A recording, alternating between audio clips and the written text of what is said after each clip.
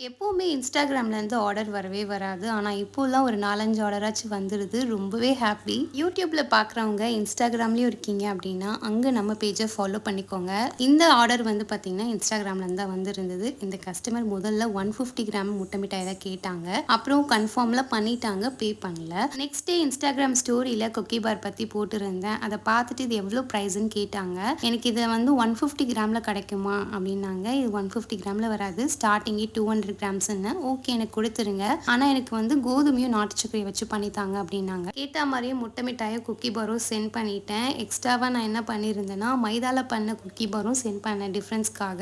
அவங்க அதெல்லாம் சாப்பிட்டு பார்த்துட்டு ரிவ்யூ செம்மையா சொல்லியிருந்தாங்க. எனக்கு கோதுமையில பண்ணதான் ரொம்ப பிடிச்சிருந்தது. அவ்வளோ சூப்பரா இருந்தது. முட்டை மிட்டாயும் ரொம்ப டிஃப்ரெண்டா இருந்தது, நல்லா இருந்தது அப்படின்னாங்க. உங்களுக்கும் அந்த மாதிரிலாம் வேணும்னா வாட்ஸ்அப் பண்ணுங்க. குக்கி பார் எப்படி வேணாலும் பண்ணலாம், ஃபஜ்ஜியா குக்கியா, ஆனால் எப்படி பண்ணாலும் டேஸ்ட்டு செம்மையா இருக்கும். நீங்களும் ட்ரை பண்ணுங்க. பாய்.